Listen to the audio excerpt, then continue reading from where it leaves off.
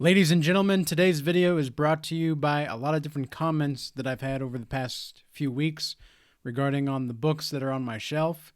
And so I've compiled a small section and a small selection of books that are what I consider to be the most influential books that I've read up until this point.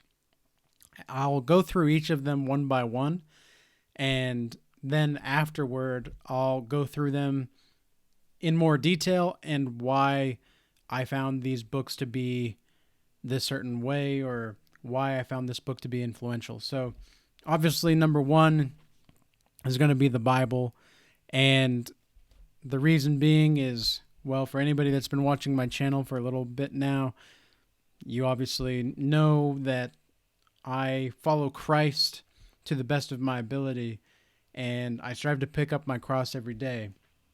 And that is because of everything that has been written through our history. You know, the Bible is considered to be one of the most influential books I think ever written, if not the most influential book. And so I won't go into any more detail on this book because you guys already know what I'm about there. But for these other books, I'll introduce them and then go into more detail. So the first book is Alan Watts's The Book. Thus Spoke Zarathustra by Friedrich Nietzsche. The Alchemist by Paulo Coelho. The Forge and The Crucible by Mircea Eliade. How to Change Your Mind by Michael Pollan. The Art of Seduction by Robert Greene. Crime and Punishment by Fyodor Dostoevsky. The Denial of Death by Ernest Becker. Psychology and Alchemy by Carl Jung.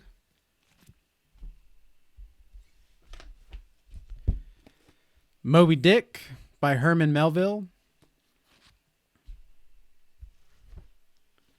The Odyssey by Homer.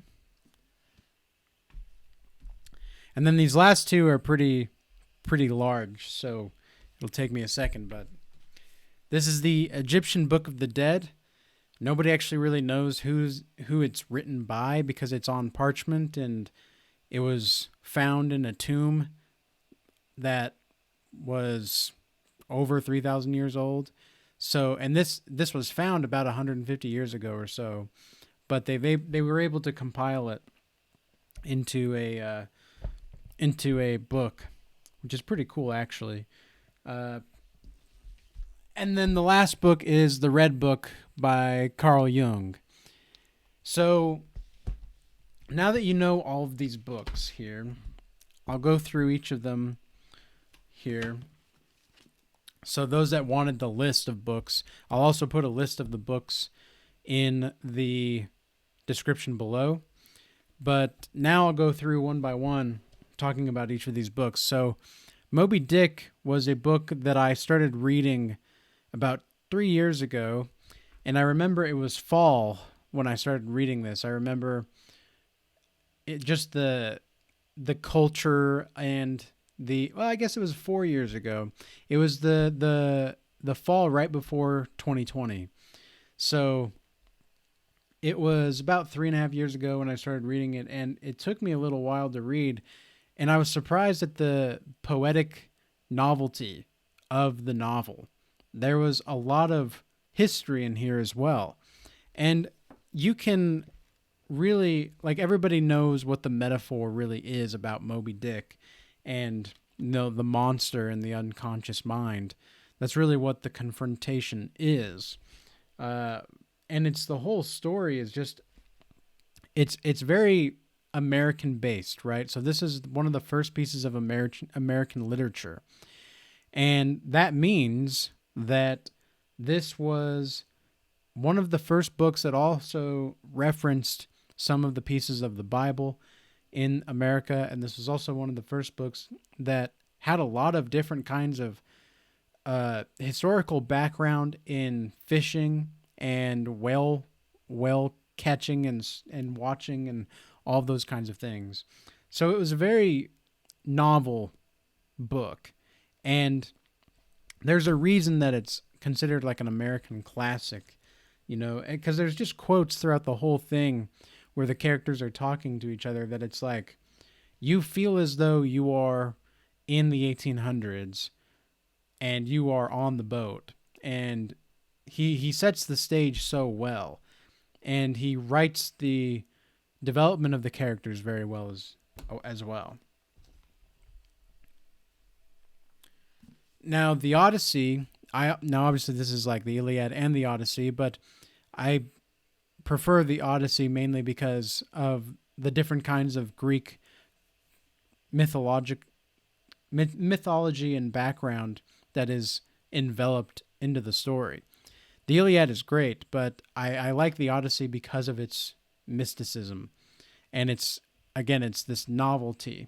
And I like reading the classics because you really get a sense of the environment of what it was like to live in Greek culture and what it was like to speak in that time. Homer wrote this around 1000 BC, if I'm not mistaken. So it's been around for a few thousand years, and this is one of the first epics that were ever recorded in history. And it really goes back to the roots of society, to the roots of literature, to the roots of anthropology, and really the psychology of our ancestors. So it was a very influential book because of the way that it talked about mythology for me. And of course, like, it's a classic. I always recommend the classics to everybody. Psychology and Alchemy by Carl Jung. So this book, I had the great opportunity to really come into contact with this random guy at a coffee shop a couple years ago. And, well, it was a few years ago again. It was right before 2020. And the year that we all know and love. So Psychology and Alchemy was introduced to me by this random guy that I met at a coffee shop. And I happened to just be reading a book one day at the coffee shop, and he started talking to me, asking me about the book that I was reading. And we started talking, and we got along fairly well, and we ended up having dinner that night just to talk more about psychology, more to talk about spirituality, etc. And he was one of the first people that introduced me to like occultism and esoteric frames of mind, I guess you could say. I don't like talking specifically in terms of esotericism or esoteric thought now. I was just curious about it then because I wanted to know what it was. I didn't know what it was because it was kind of outlawed where I'm from, so I didn't have a lot to know about. But this book goes through what alchemy really is and the psychology behind it. And he has a bunch of different images that he gathered over the course of his time writing this book. And, there was just a lot of different like stories and a lot of different ideas that I had never encountered before. And it was as if I was given answers to things that I didn't know I had questions regarding this topic. Like, I was given so much information about alchemy and psychology and the link between the two that I didn't even know that I had answers to the questions that I didn't know I had. Or I had answers to the questions I didn't know I had. And so it talks a little bit about dream interpretation in like the first few, I guess the first 100 pages or so, and how he does dream interpretation with different kinds of people and what exactly the dreams are based off of. And it goes like the detail is really helpful because it helped me analyze my own dreams, and it helped me see that there was more to dreams than meets the eye. And also the background of alchemy was not exactly what I thought it was. It was actually really more based around Christianity. Like it was a very Christian. It had a Christian personality, I guess you could say, in nature, and it had a lot of different ideas regarding the opposite genders and how you can actually marry the opposite genders within yourself. And I don't think the goal here was to be androgynous. I don't think the goal here was to be trans or anything like that.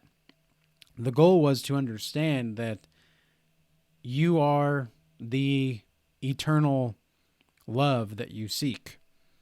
And your dreams can help you understand where your masculine is at and where your feminine is at. I don't know if I would go so far to say that everybody has a masculine and a feminine side. I would say that you can act feminine or you can act masculine if you are either male or female.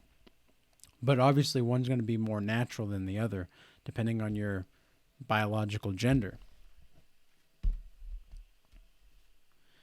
Then we have The Denial of Death by Ernest Becker. This was another psychology book that I highly recommend to anybody that is going through a challenging time right now trying to find a purpose.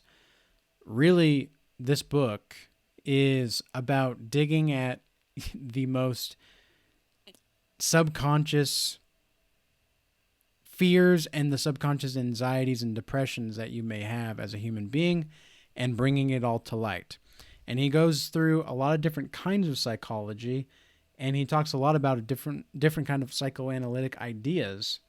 And then he goes into further about different kinds of philosophers that developed psychology, and then how Sigmund Freud discovered the unconscious and the impact that it had on the collective society when we all realize this. And we kind of forget that this only happened like 120 years ago, if not like less. So there wasn't so much time to really understand this part about the subconscious mind and the unconscious mind. But great influencers and manipulators of the past instinctively knew about the collective unconscious. They just didn't have really a name for it. And so he also goes into a lot of detail talking about the difference between manhood and womanhood and what the romantic solutions are in the modern world. And then he also talks a little bit about neuroses and the potential dangers of neuroses in spiritual ascension. Very interesting stuff. But he also talks briefly on mental illness and why it's so important for us to have an understanding of our own mental weaknesses so that we don't fall victim to ourselves, really. Next is Crime and Punishment by Fyodor Dostoevsky. This is a book that I was recommended to by Jordan Peterson. Well, not personally, but like I was watching a video and he recommended the book.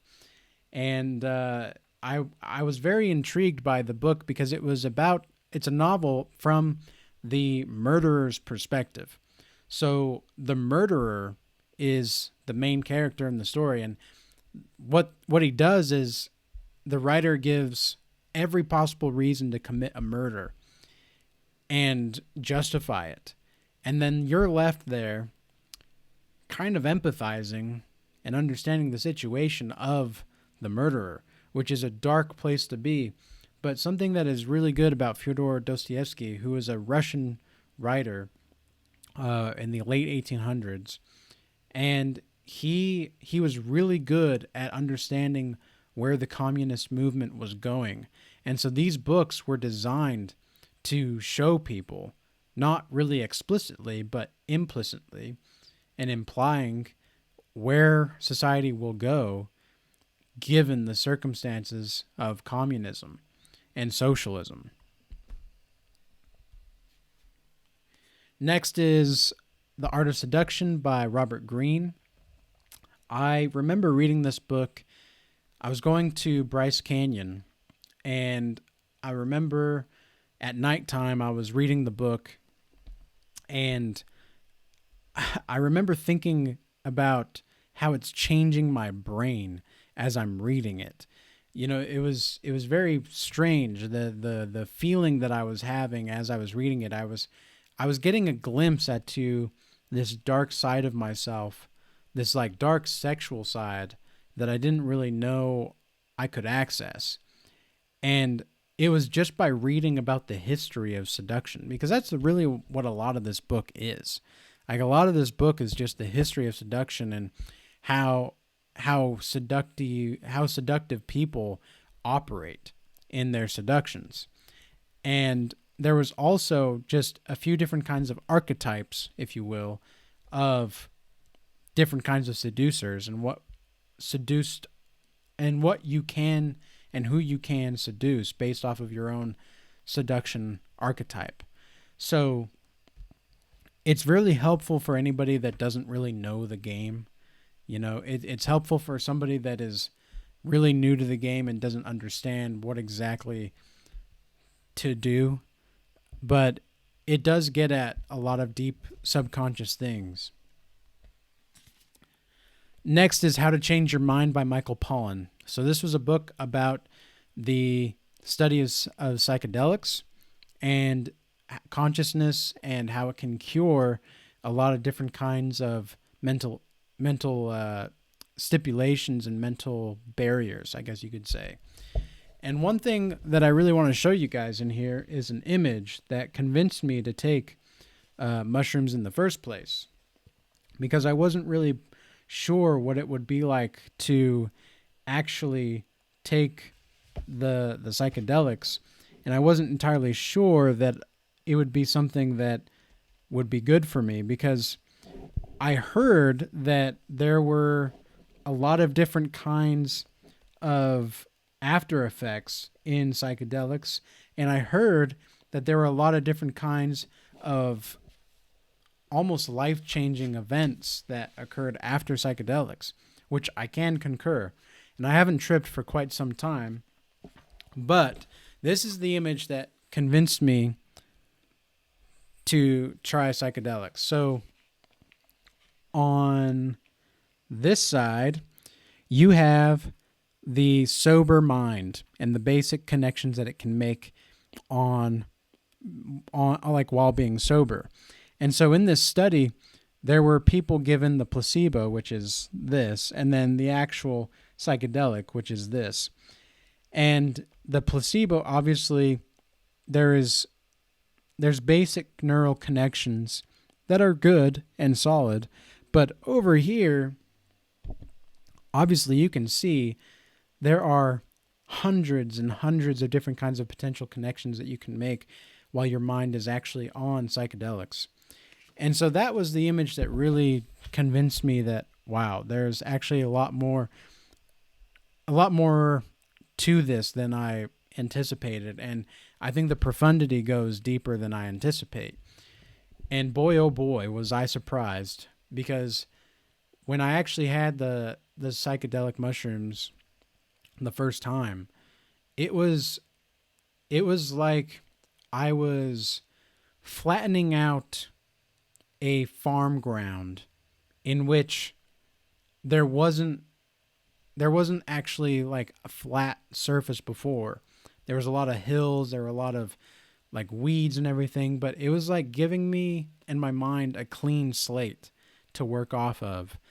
And it didn't like last forever, that feeling, but I was able to start growing my own crops, so to speak, in this new field. So that was really cool, and that was really interesting. And the book itself is just my goodness, like it goes into the history of psychedelics, and it goes into all of these different kinds of studies of people that have taken psychedelics and how people with cancer were like completely okay with dying after taking these psychedelics. And just the profundity of the story and just the lessons learned were remarkable. This is Mircea Eliade's The Forge and The Crucible. This is another alchemy book. This is actually where I first heard about semen retention. And I didn't believe it. I didn't really believe it because it was 2020, I guess. No. It was 2021 when I first read this. And I was very confused by why the alchemists would do such a thing, and why the shamans would do such a thing. But it came to pass that they actually became closer to God, and they became closer to everything that they were trying to create in their life. They tried to really just, I don't like the word manifest, but they tried to manifest everything based off of how they created things. And semen retention was a very easy way to do this. And it also goes into the history of shamanism a little bit, and just the history of alchemy a little bit more in detail as well. Mircea Eliade was an anthropologist and a historical writer, so lots of good intel there. Next, I have Alan Watts's The Book. This was a book I was finishing up in college, and it gives you very simple answers to complex questions. And it's called The Book because it gives you the basic rundown of spirituality and philosophy in like 120 pages. And it's very informative for such a simplistic book. It's very, very informative. And the way he writes the book is just like how you would hear him talk. If anybody's listened to Alan Watts speak on YouTube at all and listen to the videos, how he writes is exactly how he talks. He was also one of the first philosophers to actually get me to question what I was learning in college, because I didn't really believe that a lot of the things that I was learning in college were always beneficial. And he taught me that I don't need degrees or anything in order to prove that I am what I am, and I am who I am. I'm just who I am. Next is The Alchemist by Paulo Coelho. And this is another novel. And this novel is about a boy that goes in search for something more. He lives in a small valley. He's a shepherd, and he wants to get out into the world and live an adventure and really do something good with his life. So he meets a king at one point, and the king tells him to go looking for the treasure, basically. And he hears about this treasure that is found in the Egyptian pyramids and near the Egyptian pyramids. And so he's all about going on this journey to get to the pyramids. And he meets an alchemist along the way, and the alchemist is not who he thought the alchemist would be. The alchemist is someone else entirely. The alchemist is a very kind but stern individual. In fact, he can intimidate people with just a single look, and he can almost bend people to their will, or bend people to his will with a single look. And it's a very inspiring story for anybody that is looking for just some childlike inspiration, I would say. Thus Spoke Zarathustra by Friedrich Nietzsche. This book is a philosophical novel, and I will say this: if you read this book, trust that it's okay if it takes a long time to read it. It's only 200 pages, but every single sentence in here blows your freaking brains out. Every single sentence in here takes what he calls a philosophical hammer and hammers away at your philosophies and your illusions, leaving you in dust, really. Like, it is just truth bomb after truth bomb after truth bomb after truth bomb. And really, he's just really misunderstood. And I once thought that I would never be capable of understanding what he's actually saying. When I was reading this, I was like, how am I going to be able to understand the entirety of what he's saying in here? And now it's almost so clear. Like, it's so simple and so clear, and yet the simplest things for humans is often the most difficult to understand.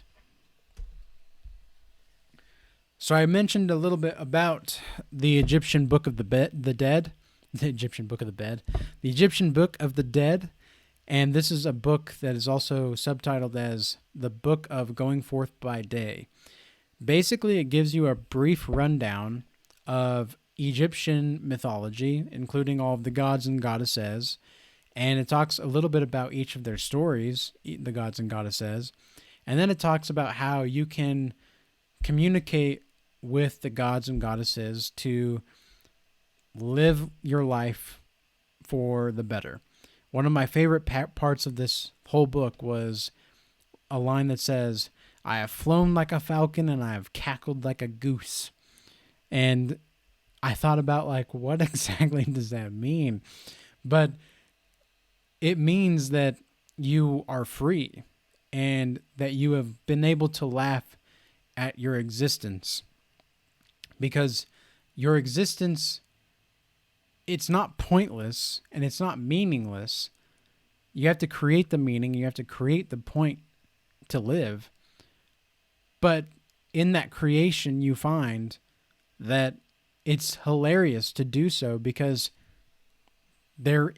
you've been running in circles all around, not knowing that that is the only thing that you can do. So it was a very interesting book, and a very, very artistic book as well. It actually gives you the full parchment papers that they found in there. Very beautiful, very, very beautiful. And that was another book that you kind of get the hint of what it would be like to be in Egyptian culture at the time. Last but not least is Carl Jung's Red Book. Now, as you can see, this is a huge mother trucker of a book. And the content in here is very personally profound. It's about Carl Jung's individuation process after he turned 40 and he broke away from Freud, and all of the psychic, I wouldn't say problems, but the psychic challenges that he went through. And he actually worked on this book for 16 years, and he created a bunch of paintings within the actual book itself, and he wrote it all in calligraphy. And so it was all done in like watercolor and calligraphy. It's a very beautiful, beautiful book, and it's been translated up until about 10 years ago. And they actually, he died in 1960, something like that, 1961, 62. And they didn't actually release this book to the public until about 10 years ago. And so during COVID, during April, I was like, I have to get this book. I don't know if I'm going to die, but there's only a handful of these books in the world, and I want to know what it would be like to read this book. I want to know his story. And I had the great, great fortune of getting this book, and every single line is just, it's so deep. And it's one of those books that you can come back to and read at any point. It's kind of like the Bible in a sense. Same thing with Friedrich Nietzsche's Thus Spoke Zarathustra. It's one of those books where you can go and just pick a spot somewhere and start reading and just be mind blown. It's one of those books that you read it and it's as if you were meant to read it at the time that you were reading it. You know, it's very, very, very deep, very, very profound. And it's his personal experiences and what happened in what he calls active imaginations, and in these active imaginations he meets different kinds of people or different kinds of things. It's kind of like dreaming while awake. And for anybody that is, I don't want to do a disservice in talking about it because it's very challenging to kind of say and talk about to people that don't understand what exactly it's like. But you can get into a point where in your meditation where you can start to see images. And this is what shamans call journeying. This is what alchemists call alchemicalizing your reality. So there's just certain frames of mind you have to understand. And so Carl Jung tried to create a psychological term, active imagination, for all of the parts of his experiences that he had to go through, because he had to reason it out. It was very torturous on his mind. As you read it, you can see that it's very torturous. But if you look up images of the book, just look up Carl Jung Red Book images on Google, and you'll find a whole different array of paintings that are just stunning. He didn't consider himself artistic, but he was artistic. He was very, very artistic. And he could think really well in images and with words. So that is all of the books that I would recommend as far as the most influential books for me. I hope this video was informative and useful, and peace be with you. Till next time.